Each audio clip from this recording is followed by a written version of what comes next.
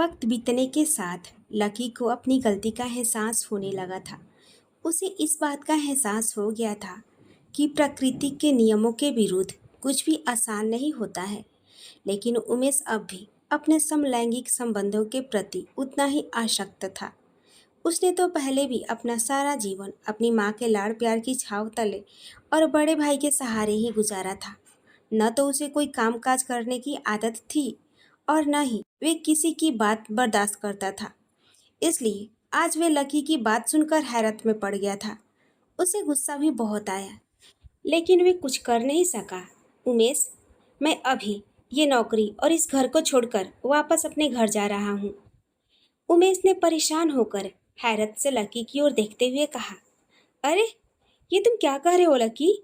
और फिर क्या तुम्हें तुम्हारे घर वाले अपना लेंगे? एक माँ बाप के दिल का ही तो दरवाजा है जो अपने बच्चों के लिए कभी बंद नहीं होता। और जैसे ही उन्हें इस बात का पता चलेगा कि मुझे अपनी गलती का एहसास हो गया है, तो मुझे विश्वास है कि वे लोग फिर से मुझे अपने सीने से लगा लेंगे। और मेरा क्या? मैंने तुम्हारे खातिर अपने परिवार को छोड़ा, अपने घर के सारे सुख सुविधाओं को छोड़ा, और आज तुम्हें अपने माँ बाप की याद आ रही है? उमेश ने गुस्से से लकी की कॉलर पकड़ते हुए कहा। देखो, मैंने तुमसे नहीं कहा था कि तुम अपना घर छोड़ो। मैंने तुमसे ये भी नहीं कहा था कि झूठ मूठ की शादी करके किसी लड़की की जिंदगी बर्बाद करो। ये सब तुमने अपनी मर्जी से किया। मानता हूँ मैं कि मुझसे गलती हुई, लेकिन मैं अब अपनी गलती सुधारना चाहता हूँ, और तुम्हें जो समझना है सो समझो। लेकिन मैं अब यहाँ से जा रहा हूँ। और हाँ, मैंने इस घर का इस महीने का किराया भी भर दिया है। अब आगे तुम अपना देख लेना। उमेश गुस्से से लकी को देखता रह गया, जो अपना सामान उठाकर घर से जा चुका था। लकी को घर से गए हुए 2 दिन बीत चुके थे, और इन 2 दिनों में उमेश आत्मग्लानि से भरा हुआ अपने कमरे में ही बैठा हुआ चुपचाप अपने बीते हुए जीवन के बारे में सोच रहा था। सचमुच उसने अपनों को कितना धोखा दिया है। बड़े भाई भाभी जिन्होंने उसे अपने बच्चे की तरह पाला, पल भर में ही उसने रिश्ता तोड़ लिया। निर्मला, एक निर्दोष और भोली भाली लड़की जिसका जीवन उसने बर्बाद कर दिया, उसका क्या कसूर था? लेकिन मैं अपने इस दिल का क्या करूं? मुझे औरतों में कोई दिलचस्पी ही नहीं है। तूने कभी नारी के मन को समझने की कोशिश ही कहाँ की है? कोशिश तो कर ही सकते हो कि कभी निर्मला के साथ या किसी भी लड़की के साथ प्यार भरी बातें करने की। शायद धीरे धीरे उसके प्रति प्यार और आकर्षण जाग जाए। इसी तरह उमेश अपने मन के साथ तर्क वितर्क करता हुआ अपने कमरे में बैठा सोचता रहा। धीरे धीरे घर का राशन भी खत्म होने लगा था। उमेश अब काम की तलाश कर रहा था, लेकिन उसे कहीं भी कोई ढंग का काम नहीं मिल रहा था, क्योंकि सारे सर्टिफिकेट्स वगैरह तो उसके घर पर ही थे, और यहाँ तो उसके पास किसी भी काम का एक्सपीरियंस नहीं था। इस वजह से जो भी काम मिल रहा था वे उसे रास नहीं आ रहा था। चारों ओर से ठोकर खाने के बाद और हार जाने के बाद अब उसे अपने घर की ओर और माँ की बहुत याद आ रही थी। लेकिन वे सोच रहा था कि अब किस मुंह से घर जाऊंगा, और फिर घर जाने का मतलब है कि घर वाले फिर से निर्मला को अपनाने की शर्त रखेंगे। तू एक बार तो निर्मला के करीब जाने की कोशिश कर ही सकता है। शायद धीरे धीरे ये संबंध भी ठीक हो जाए। जैसे उमेश के मन ने उससे कहा, ठीक है, देखता हूँ, कोशिश करने में क्या बुराई है। यही सोचकर उसने अपने कंधे उचकाए और घर जाने की तैयारी करने लगा।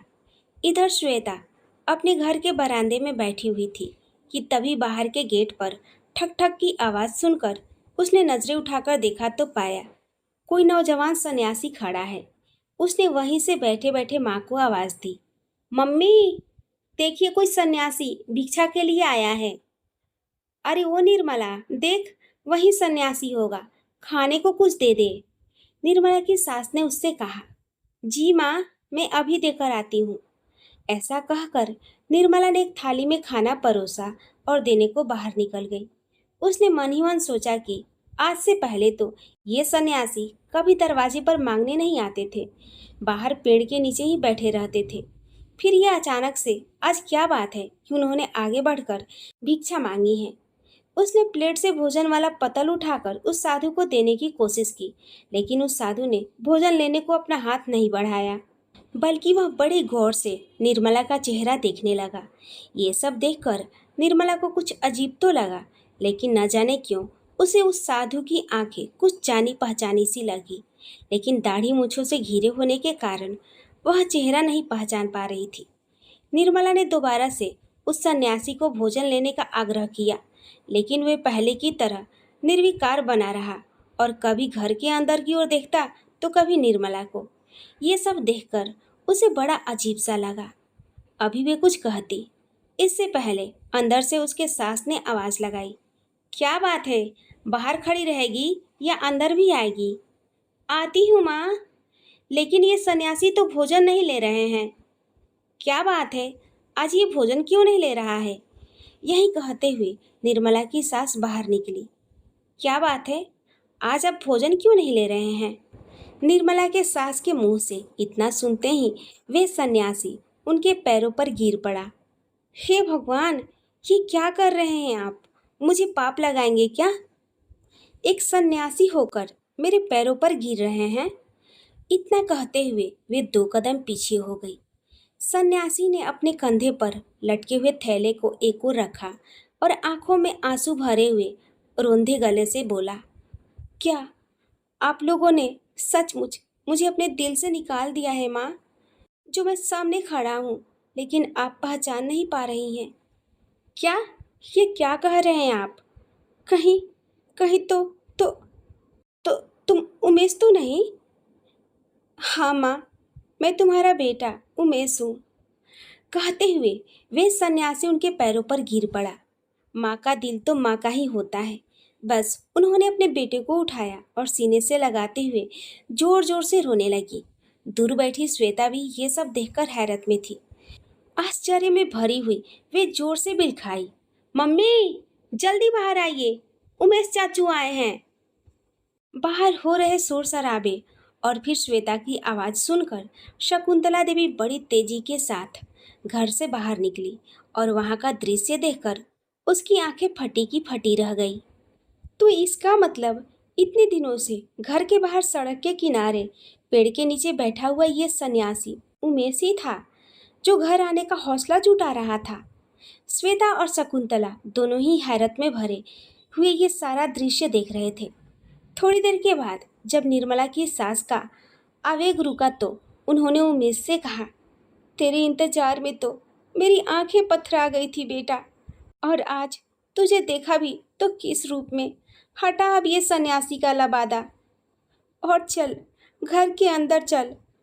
कहते हुए उन्होंने उमेश का हाथ पकड़ा और उसे घर के अंदर खींचने लगी। लकी का साथ छोड़ने के बाद जब वे उस शहर से निकला तो उसके मन में ये संशय बना हुआ था कि जिन हालातों में वे घर से बाहर निकाला गया था तो दोबारा उसे नहीं स्वीकार किया जाएगा। जाऊं या नहीं जाऊं वाली स्थिति से निपटने का कोई रास्ता नजर नहीं आ रहा था। इसलिए वे गाड़ी में बैठने के बाद भी बहुत चिंतित था। ट्रेन के जिस बोगी में उमेश बैठा था उसमें एक साधुओं का जत्था भी बैठा हुआ था। रमेश को इस तरह चिंतित और बेचैन देखकर एक साधु ने उससे पूछ ही लिया कि क्या बात है बच्चा, तुम इतना परेशान क्यों हो? उमेश ने उसे सारी बात नहीं बताते हुए सिर्फ इतना ही कहा कि इस दुनिया में मेरा कोई नहीं है और कोई काम काज करने में जी नहीं लग रहा है। समझ में नहीं आता है क्या करूं। जब कोई रास्ता नजर ना आए तो भगवान का रास्ता चुनना, उनकी शरण में जाओ, वहीं तुम्हें सही रास्ता दिखाएंगे। उस साधु ने उमेश के सिर पर हाथ रखते हुए कहा। ऐसा सुनकर उमेश उन साधुओं के साथ हो लिया। उनमें से एक ने उसे भगवा वस्त्र दे दिया था, जिसे पहनकर उमेश उनके साथ इधर उधर घूमता रहता। लेकिन फिर भी उसके मन को शांति नहीं मिली। उसे रह रहकर घर की याद आ रही थी। और फिर एक दिन उसने उन साधुओं का साथ छोड़ दिया और अपने शहर लौट आया। अब चूंकि उसके घर जाने की हिम्मत नहीं हो रही थी, इसलिए उसने सड़क के पार वाले पेड़ के नीचे शरण लिया और वहीं बैठा बैठा अपने घर की ओर देखा करता। साधु वाली वेशभूषा के कारण उसके घर वालों ने उसे कोई सन्यासी समझ लिया था और चुपचाप पेड़ के नीचे बैठा हुआ देखकर निर्मला उसे प्रतिदिन भोजन दे आया करती थी। लेकिन आज जब उमेश ने हिम्मत जुटाकर अपनी असलियत बता दी तो उसकी माँ ने उसे अपने गले से लगा लिया और उसे अपने घर के अंदर ले जाने लगी। तभी उसे एक कड़कती हुई आवाज ने रोक लिया। रुक जाइए माँ, कौन है ये सन्यासी जिसे लेकर घर के अंदर जा रही हैं? उमेश और उसकी माँ ने पलटकर देखा तो पाया कि रमेश जी क्रोध में भरे हुए दोनों को देख रहे हैं। अच्छा हुआ रमेश जो तुम आ गए। देखो, अपना उमेश घर लौटकर आ गया है। माँ ने खुशी खुशी रमेश से कहा। माँ, आपका बेटा उमेश तो कब का सारे रिश्ते नाते तोड़कर आपकी ममता को ठुकराकर जा चुका है। आप किसे अपना बेटा कह रही हैं? ये तो कोई सन्यासी है। रमेश जी ने व्यंग के साथ उमेश को देखते हुए कहा। ये क्या कह रहे हो बेटा? इतने वर्षों के बाद आज जब ये लौटकर आया है तो क्या मैं इसे ठुकरा दूं? नहीं, कभी नहीं। जैसे तुम मेरे बेटे हो वैसे ये भी मेरा बेटा है। इसे अब अपनी गलती का एहसास हो चुका है और अगर तुम इसे घर से निकालकर बाहर करोगे तो मैं भी उसके साथ चली जाऊंगी। उसकी माँ ने उसे धमकाते हुए कहा। ये सब देखकर शकुंतला ने आंखों के इशारे से अपने पति को कुछ कहने से मना किया और निर्मला को साथ लेकर घर के अंदर चली गई, क्योंकि इन सारी बातों में निर्मला की हालत खराब हो रही थी। इधर श्वेता ये सब देखकर सोच रही थी कि हे भगवान, इस घर से मुसीबतों का साया कब हटेगा।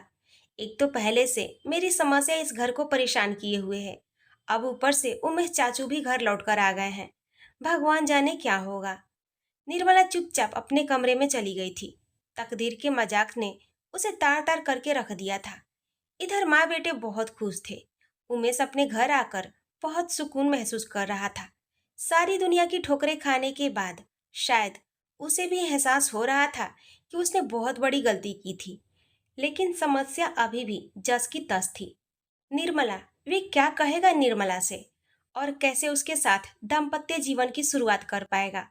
और फिर उसे तो स्त्री पुरुष के परस्पर संबंधों का अंदाजा भी नहीं है। यही सब सोचकर वे चिंतित हो रहा था। इंसान की चाहे अपनी कितनी भी मजबूरियां हो, चाहे जो भी परेशानियां हो, लेकिन वक्त कहाँ किसी के लिए रुकता है। घड़ी की सुइयां टिक टिक कर आगे बढ़ती ही जाती है। इस घर में भी एक विचित्र प्रकार का मौन पसरा हुआ था। सारे लोग जबरदस्ती अपने आप को व्यस्त दिखाने की कोशिश कर रहे थे ताकि किसी को किसी से कोई सवाल जवाब ना करना पड़े। धीरे धीरे शाम हुई और शाम के बाद रात गहराने लगी। निर्मला की सांस की फुर्ती आज देखते ही बनती थी। हमेशा अपने हाथों में जाप की माला पकड़े हुए कोने में बैठे रहने वाली महिला आज मारे खुशी के इधर से उधर उछलती फिर रही थी। जब तक निर्मला किचन में व्यस्त थी तब तक उसके कमरे में जाकर पुरानी चादर हटाकर नई चादर बिछा दी और कमरे को थोड़ा सजा दिया। टेबल पर खाना लग चुका था, लेकिन आज सारे लोग सिर झुकाए चुपचाप खाने की रस्म पूरी कर रहे थे। किसी का भी मन ठीक नहीं लग रहा था, लेकिन किसी अनहोनी की आशंका से खामोशी के साथ वे लोग एक दो निवाले खा रहे थे। जैसे तैसे खाना खत्म करके सारे लोग उठ खड़े हुए और निर्मला ने टेबल से सारे प्लेट समेटे और किचन में ले जाकर धोने लगी। इस बीच उमेश की माँ ने उमेश का हाथ पकड़ा और उसे निर्मला के कमरे में ले जाकर खड़ा कर दिया और बोली, ये तेरा और निर्मला का कमरा है बेटा, अब पहले वाली गलती मत दोहराना। निर्मला तेरी पत्नी है, हो सकता है तेरे पहले व्यवहार के कारण वे तुझसे अभी ठीक से बात न कर सके, तेरे करीब भी नहीं आए, लेकिन तुम उससे प्यार से बात करना, धीरे धीरे सब ठीक हो जाएगा। उमेश ने अपनी माँ की बात सुनी और चुपचाप अपना सिर हिला दिया, क्योंकि उसकी खुद की समझ में नहीं आ रहा था कि वे निर्मला के साथ क्या बातें करेगा, कैसे नए सिरे से जिंदगी की शुरुआत कर पाएगा। खैर, उसने एक ठंडी सांस भरी और अपने सिर को झटका देते हुए अपने कपड़े बदले और बिस्तर पर जाकर लेट गया। सच पूछा जाए तो वे अंदर से खुद भी बहुत डरा हुआ था। उसमें इतनी हिम्मत नहीं थी कि वे निर्मला की सवालिया नजरों का सामना कर सके। इधर शकुंतला की समझ में नहीं आ रहा था कि वे क्या करे, निर्मला पर क्या बीत रही होगी। इस बात को वे अच्छी तरह समझ रही थी, लेकिन अपनी सास के डर से कुछ कर नहीं पा रही थी। और इधर निर्मला के मन में तो एक अजीब सा तूफान उठा हुआ था। उसके समझ में नहीं आ रहा था कि वे क्या करे। अब उमेश को तो वे घर में रहने से रोक नहीं सकती थी, क्योंकि ये उसका भी घर था, लेकिन उसका हृदय इस बात को बिल्कुल भी नहीं स्वीकार कर पा रहा था कि उमेश को वे अपने पति के रूप में अपना सके। किचन में कितना भी धीरे धीरे उसने काम को निपटाया, लेकिन आखिर कितने देर तक अपने आप को व्यस्त रखती। हार कर किचन से बाहर निकलकर वे हॉल में आकर बैठ गई। सोच रही थी कि आगे क्या करे। शकुंतला ने उसे यूं अकेले बैठे देखा तो वे भी उसके पास आकर बैठ गई। दोनों खामोश थी। काफी देर तक ऐसे ही बैठे रहने के बाद शकुंतला ने कहा, जो होगा देखा जाएगा। जा, तू अपने कमरे में जाकर आराम कर। लेकिन दीदी, तू घबरा मत। उमेश की इतनी हिम्मत नहीं होगी कि वे तेरे कमरे में जा सके। तू जा, आराम कर और अपना कमरा अंदर से बंद कर लेना। हम्म। कहते हुए निर्मला ने अपना सिर हिलाया और खामोशी के साथ अपने कमरे की ओर बढ़ गई। उसने अपने मन में उठते हुए विचारों को झटका और अपने कमरे की ओर बढ़ गई। निर्मला अपने बेचैन मन को समझाते हुए चुपचाप सिर झुकाए अपने कमरे की ओर बढ़ी जा रही थी। लेकिन ये क्या, जैसे ही उसने अपने कमरे में कदम रखा तो उसे ऐसा लगा जैसे एक साथ हजारों बिच्छुओं ने डंक मार दिया हो। उसका कलेजा धक से रह गया। उसने देखा उसके बिस्तर पर उमेश आराम से लेटा हुआ है। घबराहट तो उसके चेहरे पर भी थी, लेकिन उसने निर्मला को सामने आया हुआ देखकर मुस्कुराने की कोशिश की। निर्मला का शरीर किसी सूखे पत्ते की तरह कांपने लगा। क्रोध में उसकी मुठ्ठियां भींचने लगी। और इससे पहले कि उमेश उससे कुछ कह पाता, निर्मला उल्टे पांव कमरे से बाहर निकल आई। उमेश के अंतर्मन पर मानो एक थप्पड़ सा पड़ा। एक वक्त था जब वे भी इसी तरह निर्मला को देखकर उल्टे पांव घर से बाहर चला गया था। आज ठीक उसी तरह निर्मला उसे देखकर कमरे से बाहर चली गई थी। इधर शकुंतला अपने कमरे में लेटी हुई अपने पति से कह रही थी, सुनिए जी, मुझे कुछ अच्छा नहीं लग रहा। क्या बीत रही होगी निर्मला पर कि उसके पति ने जब चाहा उसे ठुकरा दिया और अब इतने सालों के बाद वापस लौट आया है। तो माँ कह रही हैं कि निर्मला उसे अपने पति के रूप में स्वीकार कर ले। ये सारी बात तो ठीक है शकुंतला, लेकिन मैं तो इस चिंता में मरा जा रहा हूँ कि अगर फिलहाल निर्मला ने उमेश को अपना लिया और वे दोनों पति पत्नी एक हो गए तो फिर गायत्री देवी के कुलगुरु वेदाचार्य के अनुसार उनके खानदान पर लगे हुए अभिशाप को दूर करना मुश्किल हो जाएगा। क्योंकि अभी तक निर्मला इस घर की कुंवारी बहू थी, लेकिन अब आगे क्या होगा ये मेरे खुद समझ में नहीं आ रहा है। अपने पति की बात सुनकर शकुंतला चौंक गई और बोली, ये बात तो मैं भूल ही गई थी। दोनों पति पत्नी चिंता से व्याकुल हो गए और मन ही मन गुरु वेदाचार्य को याद करते हुए भगवान से विनती करने लगे कि अब इस समस्या से वही छुटकारा दिलाए। क्योंकि गायत्री देवी के खानदान की दुखद कहानी सुनने के बाद सबकी हमदर्दी उनके साथ हो गई थी और वे सभी चाह रहे थे कि जल्द से जल्द उनके खानदान पर लगा हुआ श्राप दूर हो जाए। अब ये दोनों पति पत्नी आपस में विचार कर ही रहे थे कि तभी बाहर से किसी के सिसकियां भरने की आवाज सुनाई दी। शकुंतला एक झटके से उठी और बिस्तर से उतरकर कमरे के बाहर देखने चली गई कि आखिर क्या बात है, कौन रो रहा है। जैसे ही उसने हॉल की बत्ती जलाई तो देखा निर्मला सोफे पर बैठी कुशन में मुंह छुपाए रो रही है। ये देखकर शकुंतला तेजी के साथ आगे बढ़ गई और उसने निर्मला को अपनी बाहों में समेटकर उसे चुप कराने लगी। उसकी खुद समझ में नहीं आ रहा था कि आखिर वे क्या करे, इसलिए खामोश रही। एक बार तो निर्मला को देखकर उसे भी दुख हुआ, लेकिन दूसरे ही पल शकुंतला ने सोचा शायद ईश्वर की यही मर्जी है, इसलिए निर्मला कमरे से बाहर आ गई है। उसने निर्मला का हाथ पकड़ा और उसे लेकर श्वेता के कमरे में आ गई। श्वेता भी अभी तक जाग रही थी, क्योंकि कहीं ना कहीं उसके दिलो दिमाग में भी वही बात चल रही थी कि अगर गुरुदेव की बात सच है तो निर्मला चाची को उमेश चाचू से दूर ही रहना होगा।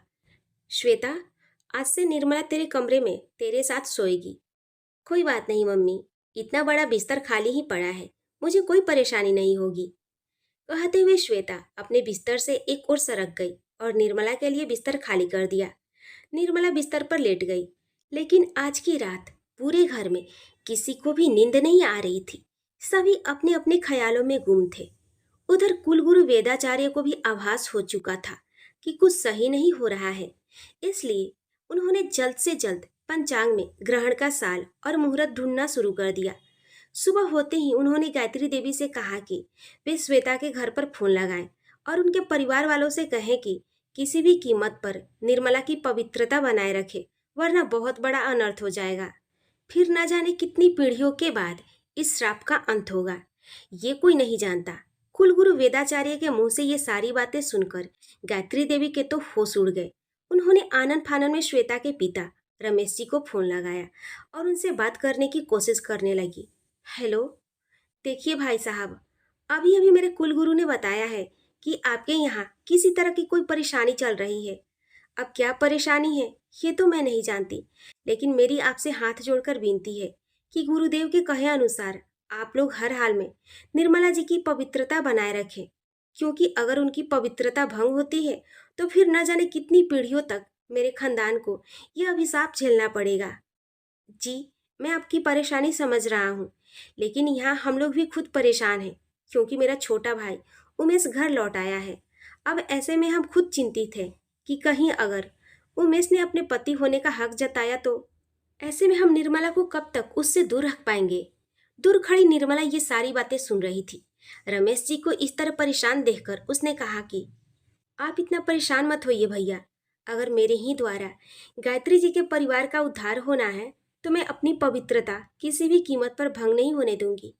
और वैसे भी मैं अपने आप को उमेश की पत्नी नहीं मानती हूँ, क्योंकि जो पति अपनी पत्नी को पहले ही ठुकरा कर चला जाए उसे पति कहलाने का कोई हक ही नहीं है। निर्मला की बात सुनकर रमेश जी को थोड़ी तसल्ली हुई, लेकिन वे स्वयं भी चाह रहे थे कि जितनी जल्दी हो सके गायत्री जी के कुल गुरु वेदाचार्य इस समस्या का समाधान कर दे। अगले दिन सारे लोग जहां आने वाले ग्रहण की चर्चा कर रहे थे, वहीं निर्मला की सास बहुत खुश थी और वे अपने बेटे के खुशहाल जीवन के लिए भगवान से प्रार्थना करने के बाद मन ही मन ढेर सारे सपने देखते हुए निर्मला के कमरे की ओर चल पड़ी। लेकिन ये क्या, उसने देखा कि उमेश अकेला ही बिस्तर पर सोया हुआ है। दूसरी तरफ का बिस्तर बिल्कुल साफ सुथरा पड़ा हुआ है।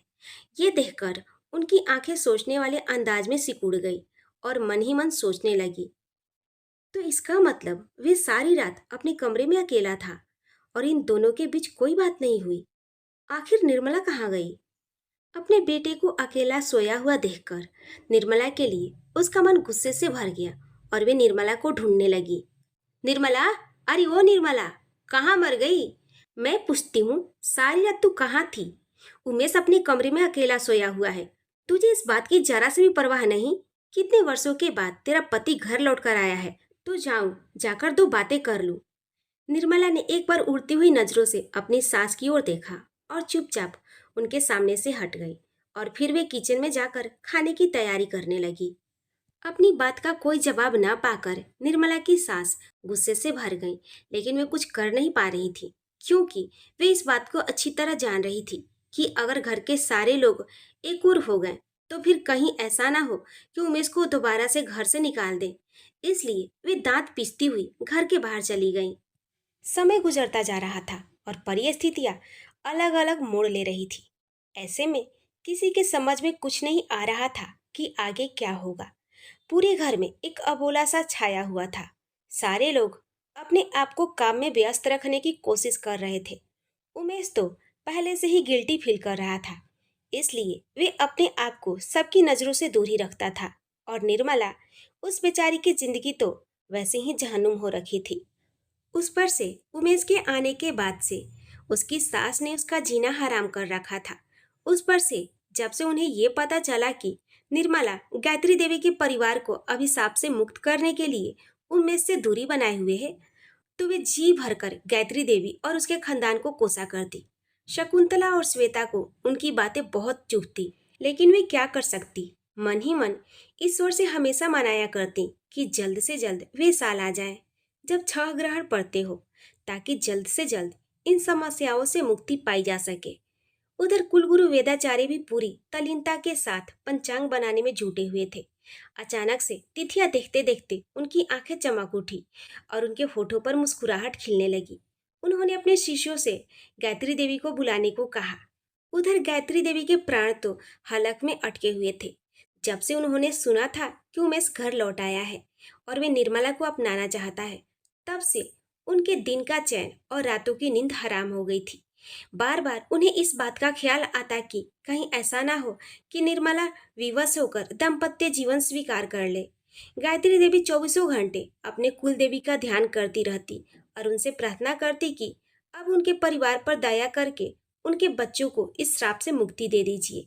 इस वक्त भी वे घर के मंदिर में बैठी देवी के आगे दीप जलाकर पूजा ही कर रही थी और प्रार्थना ही कर रही थी कि तभी वेदाचार्य के शिष्य ने आकर उन्हें बताया कि कुलगुरु उन्हें बुला रहे हैं।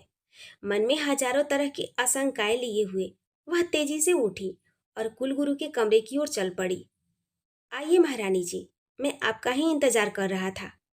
कुलगुरु वेदाचार्य के मुखमंडल पर तेज और मुस्कुराहट देखकर गायत्री देवी की जान में जान आई और उन्हें इस बात का यकीन हो गया कि जरूर कोई अच्छी खबर है। प्रणाम गुरुजी, आपकी मुस्कुराहट देखकर लग रहा है कि कोई शुभ समाचार है। जी महारानी जी, आपने बिल्कुल सही समझा। आखिर वे शुभ संवत और साल हमें मिल ही गया। चैत्र माह की नवरात्रि के बाद जब हम हिंदुओं का नव वर्ष शुरू होता है तो समझ लीजिए कि नवरात्र के बाद वे साल शुरू हो गया है। आपके कहने का मतलब कि 3 महीनों के बाद से हमारा नव वर्ष शुरू हो जाएगा और इसी साल 6 ग्रहण पड़ रहे हैं। कहते कहते गायत्री देवी की आवाज खुशी से कांप गई। जी बिल्कुल, अमावस्या या पूर्णिमा को है। अब आप ही विचार कर ले कि हमें कौन से ग्रहण में श्राप मुक्ति की तंत्र क्रिया करनी है। मैं क्या कहूँ गुरुजी, ये सारा सब कुछ तो आपको ही करना है, इसलिए आपको जो उचित जान पड़े और जितनी जल्दी हो सके श्राप विमोचन तंत्र क्रिया करवा दीजिए। कह तो आप ठीक रही हैं, लेकिन अब हमें जल्द से जल्द सबसे अहम काम उस तांत्रिक को खोजकर उन्हें इस क्रिया के लिए राजी करना है, क्योंकि उनकी मंजूरी सबसे ज्यादा जरूरी है। जो भी करेंगे वही करेंगे, मैं तो सिर्फ उनका साथ दूंगा, वे भी सिर्फ मंत्रों के द्वारा। कहते हुए गुरु वेदाचार्य की आंखें सिकुड़ गई, जैसे वे उस तांत्रिक से कैसे मिलेंगे इस बात पर विचार कर रहे हो। इधर थोड़ी देर तक विचार मग्न रहने के बाद उन्होंने गायत्री देवी को आदेश दिया कि वे उनके साथ बिहार चलने की तैयारी करें। गायत्री देवी ने विक्रमजीत को सारे कामकाज समझा दिए और जो प्रोजेक्ट मिल रहे थे उन सबों के बारे में अच्छी तरह समझाकर सारे कामकाज देख लेने को कहा। इसके साथ ही उन्होंने घर के सारे नौकरों के साथ साथ विक्रम जी को भी सख्त ताकीद कर दी कि वे समरजीत का पूरा पूरा ध्यान रखें। समरजीत को अभी भी यकीन नहीं था कि ऐसा भी कुछ हो सकता है, इसलिए वे गायत्री देवी की बात सुनकर सोफे पर बैठा हुआ व्यंग से मुस्कुरा रहा था। जाइए मम्मी जी, अब ये सभी करके देख लीजिए। पता नहीं हमारा खानदान कितने लोगों की और कितने परिवारों की बलि लेगा। चुप हो जाइए समरजीत, आपके परदादा भी शायद आप ही की तरह बगैर सोचे समझे कुछ भी बोल दिया करते थे और बगैर सोचे विचारे कोई भी काम कर लिया करते थे। अब उनकी इस करनी का परिणाम तो हम सब देख ही रहे हैं, देख क्या भुगत रहे हैं। अब कम से कम आप ऐसी गलती मत कीजिए।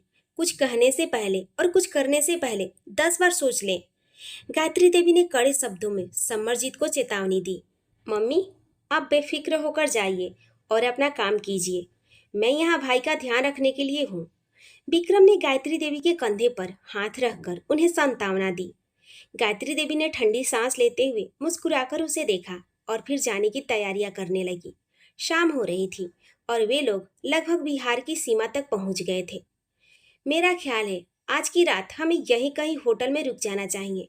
सुबह हम उस गांव की ओर निकल पड़ेंगे। ठीक है, जैसा आप उचित समझें।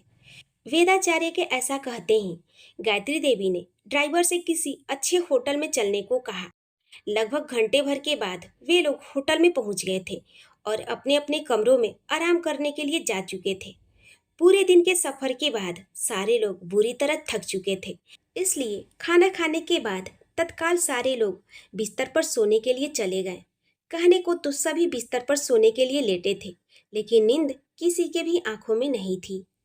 गायत्री देवी इसी चिंता में परेशान थी कि क्या पता वे सिद्ध तांत्रिक उनके लिए काम करेंगी या नहीं, और उससे भी बड़ी बात ये कि समय पर उनसे मुलाकात हो जाएगी या नहीं।